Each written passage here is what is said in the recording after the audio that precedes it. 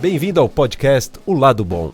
Eu sou o Rodrigo Morti. E eu sou o Lupa Santiago. E semanalmente teremos um convidado bem especial, um super playlist e um bate-papo com muita música e atualidades. Sempre trazendo o lado bom.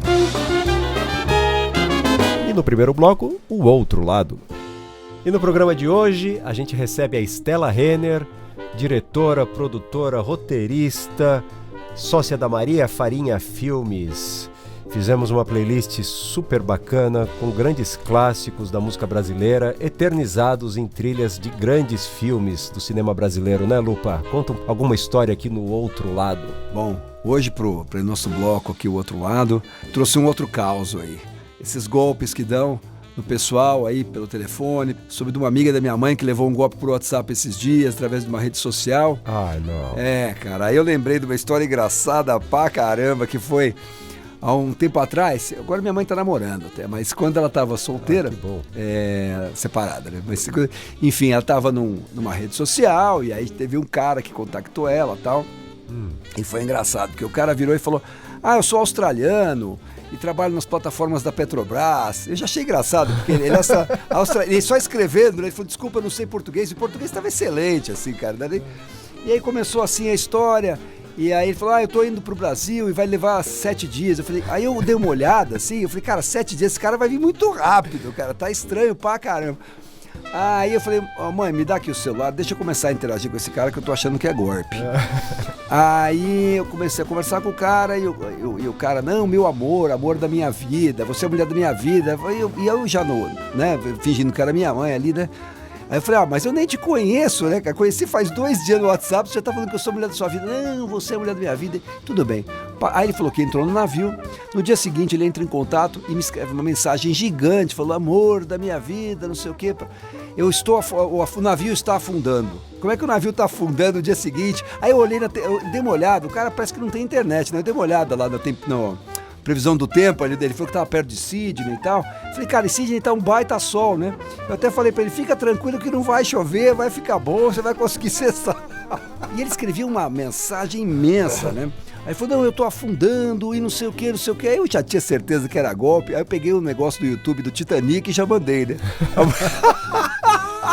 Já mandei a moça com o braço aberto, assim, já falei: Aí eu vim passando, né, pela minha mãe ali, continuei falando, falei: meu querido, você tá se afogando, que pena, né? Então a gente vai se encontrar uma outra vez, porque agora não vai rolar, tal. Aí ele começou com uma história: não, transfere por uma conta, aquelas coisas do golpe, né? Clássico. O clássico. Aí ele falou: não, transfere por uma conta tal, não sei o quê. Aí eu falei, não aguentei de rir, aí finalmente revelou o golpe. Eu falei assim: me fala um negócio, o navio tá afundando ou não tá? Ele falou: não, a gente já tá na água. Eu falei: pô, então você é o Bob Esponja, bicho. Você tá dentro da água escrevendo a mensagem gigante. Você tá querendo que eu passe pra...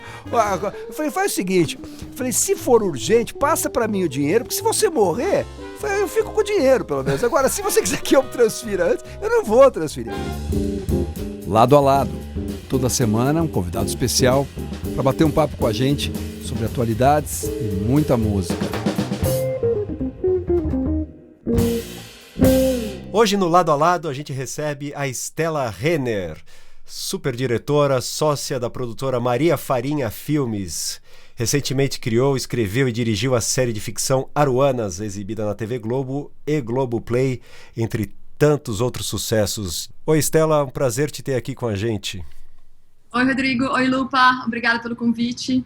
Queria saber primeiro como você foi parar no mercado cinematográfico e quando foi que essa vontade despertou em você, especificamente com foco na defesa do planeta, né? Bom, eu sempre gostei muito de contação de história, gostava muito, agora tem nome, né? Agora é podcast, mas eu adorava aqueles disquinhos coloridinhos com aquelas histórias todas. Inclusive, o meu apelido na família é Storyteller, porque eu gostava do momento que esse disquinho falava Storyteller Presents. E eu nem entendia que era Storyteller, pra mim era Storyteller, e eu, enfim, exigia que me chamassem assim, então até hoje eu sou Tori na família. Demorou um pouquinho para eu descobrir que era cinema, o que eu gostava. Eu acho que eu tive uma influência grande da minha avó, que tinha uma moviola em casa, que tinha uma Bolex, e eu sempre acompanhei muito ela nas suas andanças os curtas que ela fazia com a gente mesmo, mas ela cortava, ela fazia plano fechado, plano aberto e tal. Mas mesmo assim, eu tive ainda um percurso no teatro, eu fiz artes cênicas, 4 anos, só não cheguei a me formar porque fui fazer uma novela, achava que eu não podia perder essa oportunidade. Daí a novela acabou, no meio do caminho acabou o dinheiro da novela, então o final foi todo, o personagem de cartelas, o personagem X morreu, o personagem X virou médico e tal, eu era um desses personagens que morria.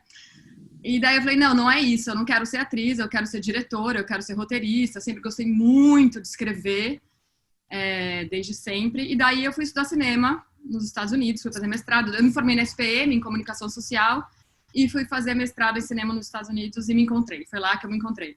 E em relação ao ativismo, desde o meu primeiro curta, os temas sempre foram muito voltados a questões sociais e ambientais. Ou era sobre racismo, ou antissemitismo. E mais recentemente você lançou Aruanas, né? Atingiu cerca de 30 milhões de pessoas semanalmente, né? O incrível sucesso da série. Você esperava que de fato conseguiria despertar o espírito ativista nas pessoas? Especialmente nesse momento que o país está tão dividido, né? Rodrigo, esse é um projeto antigo. Eu e o Marcos, meu sócio, que escrevemos e criamos Aruanas. Isso começou a acontecer em 2012, quando a Maria Farinha já existia, a gente já tinha feito vários documentários e a gente queria fazer um filme de ficção sobre a emergência climática que a gente vive, o quanto e a velocidade gritante que a gente está destruindo a natureza, nossos recursos finitos. E já existiam muitos documentários incríveis na época, ainda aumenta, né, esse volume, então a gente sabia que documentário não era uma ferramenta necessária, já existiam filmes. Só que a gente queria falar com um número maior de pessoas, por isso a ficção. E daí a gente começou a entrevistar vários ativistas, muitos do Greenpeace, e a gente escreveu uma bíblia, né? Escreveu os personagens, a sinopse, e foi levar para a TV Globo, isso foi em 2014, e o projeto só veio a se realizar e só foi ao ar este ano, em 2020, dentro deste contexto que estamos hoje, né? Que os números, os recordes de desmatamento, queimadas, assim, são, assim, não sei como a gente está conseguindo dormir à noite, ainda mais com a tragédia social do Covid. Então, nunca imaginei que pudesse fazer, que a série pudesse atingir 30 milhões de pessoas, ainda mais neste momento. A gente encomendou uma pesquisa para analisar como que estava sendo a recepção da série no Twitter e em outras mídias, e eu vou falar aproximadamente, tá? Mas mais de 90% das pessoas aprovam e elogiam a série, e muito dos conteúdos, mais de 20%, falam, nossa, é o Brasil, nossa, eu quero ser ativista, eu preciso fazer alguma coisa. Então, eu acho que é muito significativo isso, porque dentro de um país muito polarizado, que a gente está hoje, dá para entender que o ambiente não tem esquerda, não tem direita, não tem partido, né? A floresta não tem partido, o ar que a gente respira não tem partido, a gente depende dele. Então, eu fiquei muito feliz com a receptividade da série aí pro grande público, porque até então ele só tinha ido no Globoplay, né, streaming, e que a gente não sabe direito os números, não tem muito acesso aí. E você disse que você levou o projeto em 2014, né, ele saiu agora, e quando que você gravou ele, de curiosidade? A gente foi contratado para escrever em 2017, a gente filmou em 2018, e foi ao ar em 2019 pelo Globoplay, e ao ar pela TV Globo em 2020, então, assim, um percurso longo. Pensando no impacto ou na conscientização que isso traz para a população no modo geral, né, acho que valeu a pena esperar, né, nesse sentido. Sim. Eu espero que essa produção inspire outras produtoras a fazerem filmes de ficção sobre emergência climática, né, tão necessária. Você está ouvindo o Lado Bom Podcast. E falando em impacto, como foram as suas experiências em filmes anteriores, como Muito Além do Peso, sobre obesidade infantil, Começo da Vida, né, sobre o desenvolvimento da primeira infância, e que foi escolhido pela Unicef para ser a principal ferramenta para sua campanha anual, impactando outros 194 países. O Começo da Vida foi um documentário e uma série que está disponível na Netflix. Ele fala sobre como é importante a gente olhar para a primeira infância, né? Os primeiros anos da vida de uma pessoa são aqueles que vão dar a fundação da casa, né? O adulto que aquela pessoa vai se formar depende muito dessa base. Tanto é que quando você vai fazer terapia, as pessoas não perguntam para você como foi tua vida com 20 anos, perguntam como foi sua infância, onde você nasceu, onde você viveu. A gente tem muito, né, o que acontece nesse momento da vida tem um impacto muito profundo para o resto da vida. E é curioso, né, porque na Maria Farinha a gente já fez filmes sobre o começo da vida, Muito Além do Peso que você falou, Tarja Branca, que eu produzi e não dirigi, Território do Brincar, que é da Renata Meirelles e do Dave Riggs. E eu acho que os filmes, eles acabam conversando muito entre eles e tendo muita coerência, porque, na verdade, o que a gente está falando de uma revolução de consciência, uma revolução de valores, né? Acho que o que os filmes da Maria Farinha acabam questionando é esse modo de vida que a gente sabe que não ele não se sustenta, né? Não é sustentável. Eu acho que esse momento que muitos estão de quarentena, muitos não, né? Muitos têm que trabalhar, mas esses que têm aí um privilégio de poder refletir um pouco sobre que reset é esse que a gente tem que dar no mundo. Eu acho que os filmes da Maria Faria me ajudaram muito, me enriqueceram muito no processo de feitura deles, e eu acho que eu recomendo, porque ele traz muito essa reflexão da importância de outras coisas, né? A importância do brincar, a importância do subjetivo, da cultura de paz, da colaboração. Acho que eu tenho bastante orgulho do time aí que a Maria Farinha trouxe e acabou mobilizando, não só dos diretores que vieram, produtores, mas daqueles que pegaram o filme e fizeram exibições públicas através da plataforma Videocamp. Então eu nem vejo, na verdade a Maria Farinha tem um nome, tem um CNPJ, mas eu sinto que esse time, ele acaba ele se mistura com milhões de outros times que já estão aí, de pessoas que estão construindo um novo mundo, que sabem que é necessário. Contando uma história pessoal, no começo da vida, eu fui na Índia, eu estava muito doente, eu peguei uma toxoplasmose, eu não sabia, eu quase tive uma infecção generalizada, foi muito difícil fazer o filme, foi o último país que eu fui visitar, dos 9 que a gente foi, e quando eu voltei eu fiquei 2 meses de cama, doente. Nossa! E eu acho que é também pela entrega, sabe? A equipe toda se entrega muito, porque você vai entrando na casa das pessoas e tem uma troca de energia, assim, é muito, sabe? E o que vem pela frente? Qual o novo projeto em vista? Aruanas continua? Sobre outros projetos, além da gente estar filmando a 2ª temporada de Aruanas, que deu uma pausada aí por causa do Covid, que fala sobre combustíveis fósseis, a gente também está fazendo outros projetos de ficção na casa, a gente está com um núcleo grande aí de outros roteiristas também, abordando outros filmes que falam aí de causas socioambientais urgentes, no nosso país e no mundo também, tem projetos internacionais. Então hoje a gente conversou com a Stella Renner, diretora, produtora, roteirista, sócia da Maria Farinha Filmes, que recentemente criou, escreveu e dirigiu a série Aruanas. Obrigado, Stella. Foi isso aí. Você mostrou o lado bom do dia já. Obrigada, Lupa. Obrigada, Rodrigo. Obrigado, Stella. Um beijo. O Lado B. Aqui a gente apresenta e comenta uma playlist exclusiva elaborada pelo Lupa Santiago e por mim, Rodrigo Morte. Chegamos ao bloco Lado B, que é a hora que a gente coloca a nossa playlist baseado na entrevista, e a gente escolheu músicas brasileiras, de compositores brasileiros, músicas fantásticas que tiveram em grandes filmes. Na verdade a gente começa com uma que foi trilha de um filme italiano, mas que fala sobre o Rio de Janeiro, fala sobre um ícone do Rio de Janeiro, que é o Copacabana Palace. Filme de 62, e a música é o Só Danço Samba do Jobim, nessa gravação talvez a mais famosa, gravação antológica do João Gilberto, né, Lupa? Faz parte da trilha desse filme. O Gilberto, que faleceu faz pouco tempo, né, faz alguns anos, é um cara, foi um dos maiores intérpretes, né, da música brasileira, impressionante, assim.